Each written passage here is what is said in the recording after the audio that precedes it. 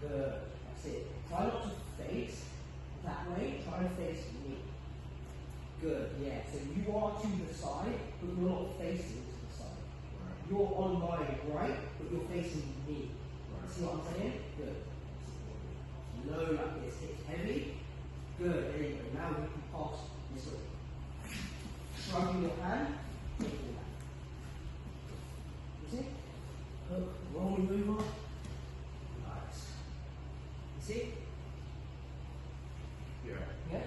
So with the, so once I'm, what's called knee slices. Yes. So what's on that side of kind of parting off? So come in, Yeah. move it down, Good. and then, so let's say kind of I'll get past and Good. You get past my my tire hand. now, whatever, Yeah. right? So now I come around here, Exactly. and then from here, Yeah. so I'm in side control. Yeah. What do I do from here? Because so for example, last few days fundamentals on Monday, I basically Yeah. It's like a throw by, yeah. I threw it, Yeah. and then up here, But you got stuck inside control. yeah, I was like, okay, I'm here now. Yeah. Okay, cool. So What do I do? let's talk about that quickly now. So the first thing you need to understand when you get to side control is that realistically there's two, maybe three ways to go about it. One is the traditional way that is shown, where you underhook the arm and underhook the head. Keeping his head off the floor allows him not to bridge with his hips.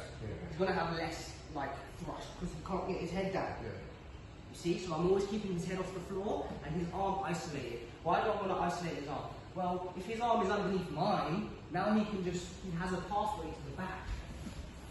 Right. You see, that's going to be his way out, that underhook. So anytime I get any side control, even if I can't get to his head yet, because he'll probably be pushing away, whether it's like towards his hips or over his head, he will be pushing you one of them directions. So this is something you need to understand, that you may not need to stay here. You might have to transition to here. Defeating the legs. You might have to transition to here, where he can't push you over his head, he can only push you to the hips, which is what you want. You see? So just understanding the position, it allows us to not be, not scared, but like in the unknown about it. Because in sparring, you won't go there. Because it's a position that you don't know, which is not anything wrong with that. But you won't see no progression, in the sense of you won't understand how to do the techniques from there, and you also won't understand how to defend the techniques from there, which is what you want in the first place. So, those three things are kind of important, knowing when to switch your base. Because he will be pushing you in different directions towards his hips, up and over his head.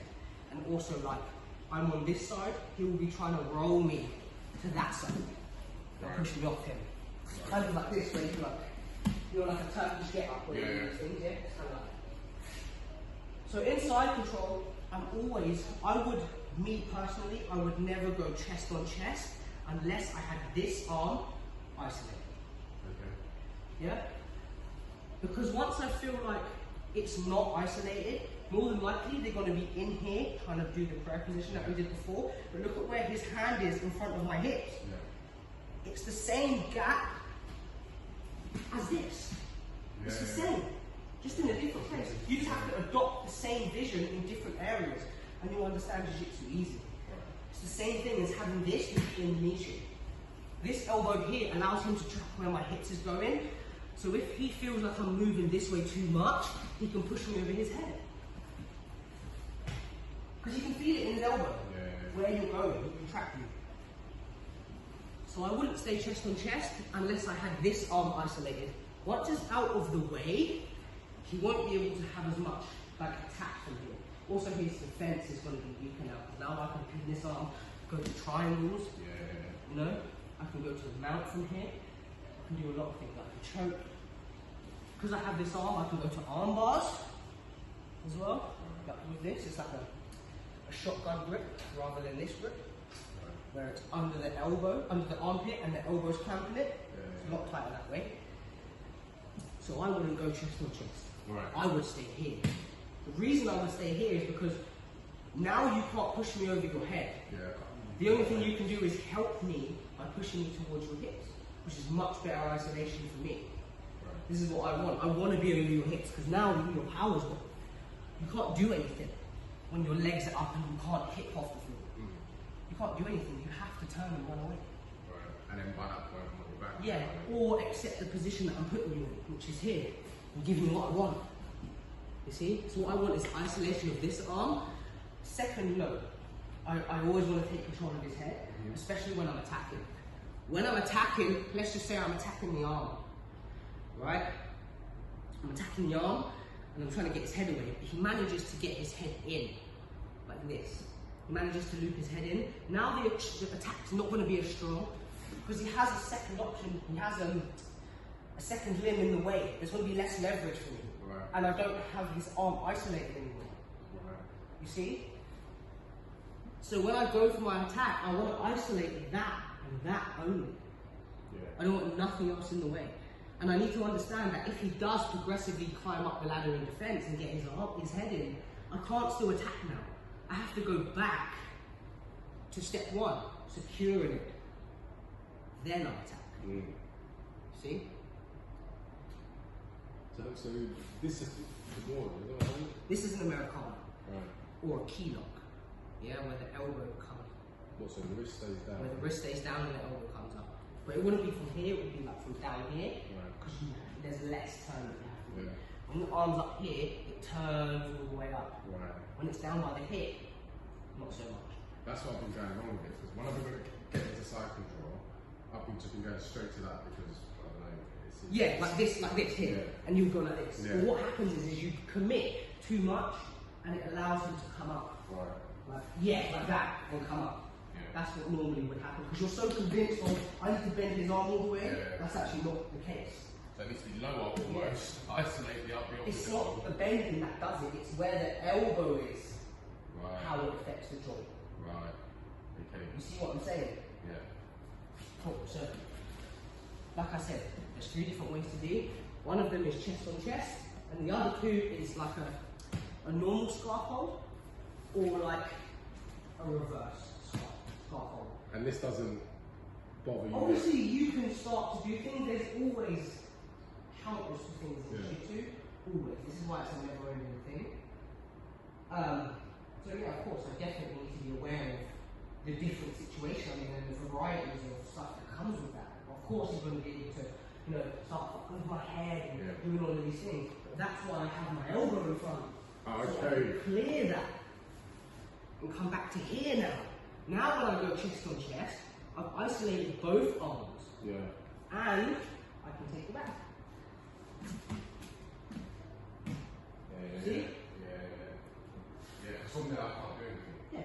Like I'm fully isolated. Because your arms are in front of your face, yeah. So I'm forcing you the way that your arms go. Right. You can't go into it. You have to go with it. Isolation. Which is more like taking it back. So everything really is about trying to isolate as much as you can as quickly. For sure. Especially like when you have the opportunity. Because once he like switches his base or if he sweeps you, it's not going to be inside. You're going to be trying to go down, either lasso, get your guard back, the whole situation's changed. So once you get there, especially like if it's the last seconds in the match, I wouldn't do nothing crazy and change positions. Because changing positions means like, obviously more options in terms of defense for him or different options, but it's more reason for him to like have an excuse to scramble. It's the last seconds of the match, I need to secure the side control, Right. get my points, and then I can start working on attacks. Right. Yeah. You see? And finish the match. I want to finish the match. Jiu-jitsu, especially like back in the day, there was like none of this competition stuff how it is now. It's more like better street fights and shit. Right. You know what I mean? Beach fights and that. So it was just like going down. Now it's more like competition friendly. That's why the techniques are coming in. Even footlocks, like stuff you do on Wednesdays, that's like really looked upon. Right. That stuff they have been doing it since the beginning, but it's not like something that they would teach the white belts. You know what I mean? They wouldn't really go that way. So now it's more, you have to be more open-minded lots of stuff, like I said, that come with that. So side control is one of the things where it's like a really bad position for personal bottom, but it could be really good in terms of like the chain of attacks if they are able to recover. Yeah. You know? Yeah. Because it's like, once you get going, you have momentum. You can see the next thing. Once you recover, you've got guard. Once you've got guard, you've got sweep, you've got attack. Take it back. Side control is one of the best positions, being on top as well. I like being side control better than that. That's just my personal experience. There's great situations and positions in every technique. Yeah. Talk and not talk. It's just about what you find that's the best for you, do you know what I mean? So, Do you get that on go? yeah, so let's do a different style of passing now. That time we've done inside passing. Right. Where I'm going through. I'm going in the middle of the legs and through. Now we're going to do the same thing but pass to the outside. Notice how when I told you before, I said here's an option, here's another option. Yeah. You can pass to this side with that option, going to the mouth, or you can even just go knee up and knee like this way, or like I said, you can go to the Yeah. So, same situation, same concept, different situation. Now we're going to pass to the outside of the legs. Look how I go hip and knee, same thing, but I'm not passing on the inside, I'm passing to the outside. I back step the leg. And I bring it straight away underneath here. Okay? So it's like a Toriando style pass. Right. Yeah? Toriando style pass, and we're landing in the leg drag. Again, over the hips. You can sort the back if you want to. But let's just say that because a Toriando style pass is one of the ones where there's a lot of pressure involved in terms of when you give it to you, but there's also a lot of space here. When I go here and push the leg out the way, now is the perfect time for you, when I'm coming in, to face me and recover. Exactly, you're going to be recovering like this. So the option is going to be the same. Now you're blocking the path to the pass. So I use the C grip and I kind of like swerve the foot. I swerve the foot and go shoulder over the top and I post my hand down. Even my head if it gets to it. I post my hand, my head, and I go shoulder heavy, moving the foot out of the way, and I pass to the other side. I only let go of this grip when I have my other hand in place. Here. Or if I'm like passing it, putting it in. Going for a okay? So, in the same way how we did before, we're going to do it again. So, option number one, go for the Toriando pass. Here. As I'm coming in, you're recovering. That makes sense. Just one. Come onto the side, your knee. Exactly. You're recovering, so now I have to like go shoulder down, pressing the leg down, pressing the leg. Almost like the tripod how we did before. I'm just jumping over the leg. And I'm landing over your hips. All of the time. All of the time. I'm not landing over here. Why? Because now you can get up, scramble, take me down, or you can like roll out. You see? So we always want to land over here. So the second drill is going to land. You're going to go here. One. Pass this way. As I turn you over, you're going to come back. Face me. And then pass this side. And then you come back to the middle. Here again. Boom. Look, I turn you, you're facing me. Yeah. So now I post, head down. Pass the outside. Now you come back again. Pass number one, didn't work, you're facing me. Pass number two. Okay, you have to adopt that agility. And you have to have a second option. But don't have a plan B. This is important. You can't expect. You have to know that the recovery is coming, of course. That's his job. You have to know how to get around that. But you can't go, he's going to recover, I have to have a plan B. Stick with plan A. Just know you have a second option if it comes to you. You have to to learn to see these things in the moment. You can't see it for what it is before, because you haven't been there yet. It's going to be a different situation for everyone you roll with. This is what I'm saying, adaptability is key. Because you might get to here, pass, he knows the pass is coming, he is defending, but let's say like before you give up and pass to the other side, at one point you feel like his knee moved and he stays there. Even though he's still fighting, he's accepted that position, not this. So now I know that, I know I'm closer, so I just dig my head and complete the pass. So you have to know when to stick with it and when to change. Okay. Because there'll be times you fight and there'll be resistance, and then you're like, less. You're beating him down, beating him down. And now you have to see, like, it's a fight of he wants it. He wants it, do you know what I mean? And if you give up, even though you're doing the right chain of attacks, going to the next step, he hasn't performed the defense for the first one, so he's ready for the second one. Makes sense, because people's minds work in different ways. Even though he's not defending as good as he should be the first move, he still knows the second move is to go to the back. So if you don't shut this one down properly, he's going to be able to defend this one down. Right. You see? Because you didn't do the first step, which is get a step ahead. So it's kind of a weird situation where it's not really specific. I haven't really given you a specific answer. I've just said in the moment. So it's a very like you have to feel it. You have to feel it. You have to go with like what you feel coming from the person and what you know to be true in that moment. You know, even if you make this mistake, it's not to say you're wrong, but it's to say, yo, this is something that happened, and I need to address it. I need to look at it and then just move on. You know, maybe it was something where we was doing the passes, and maybe you just didn't get the last step. This is why, like you said earlier, going over and over again is the best situation.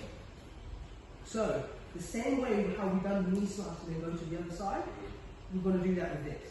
Okay? So you're going to step in exactly the same as you did before. Hand on the hip, hand on the knee. But now, instead of keeping this knee in, when you turn me to the side, this way, like this, you're not going to come in. You're going to back step this leg over this leg, all the way back, all the way back. That's it. Don't put it on the floor no more. Okay, so back step and keep it in there. Here, push the knee out of the way and put your knee underneath mine. Yes, like this. And don't land looking that way, land looking this way. Here, like this. Because if you land looking that way, I just want to give you like a quick thing. If you land looking that way, you're going to be too far. You're going to allow me to come from the sweep up again on the other side. You see what I'm saying? So you have to like not go all the way, but just like go and then stop there. So obviously when I pass over the leg, I don't want to step loads of times. I just want to step once. Gotcha. So you see how like I move it from here all the way and then I put it back. It's basically one movement. One movement. You see what I'm saying? This is going to allow the pressure of your head to come forward, because the higher your feet go, the further down your head can come. You have to understand the dynamics of your body. Right, so coming. Good. Side. There you go. This. Good. Yes, good. Don't push your hand on this side. This hand is good. This hand is stay here. This hand is the hand that I need you to keep on this side. Because if you go here, like this, then I'm too far from that hand. now there's no control over me. Obviously you have your weight on me, but you haven't secured it by securing my upper half. So my upper half can move the bottom half. Okay, so once you come to the side and move my leg out the way and put the knee in, you have, look how your head's in the middle, one hand on this side, one hand on this side. Your legs controlling both of my legs down. You see, and your elbow is in, over the top of my leg. Now I can't move it. Like this. See how I can't move it now? Now I can't escape. You see? Obviously I'm going to be doing this, pushing you away. But me doing this is going to allow you to walk to the side and secure the pass and walk back. You see how I've adopted like this flat out roll over type of movement. Because you're going to the next step. You're following the chain. You see? So, I need you to get used to, even though like we're not in a situation where it's real sparring, where you haven't hit the frame, and you have to defend, I want you to just adapt that situation of passing it work, next one. Pass it work, next one. Left, right. See? So left side is like that. Yeah. So left side is like that. See? Hand on the hip, hand on the knee. Here. And I'm going to use my fingers to push it out the way like this. Push it back. Because I'm going to be knee up close to my chest like this. Right, so it's down. So when you go head down,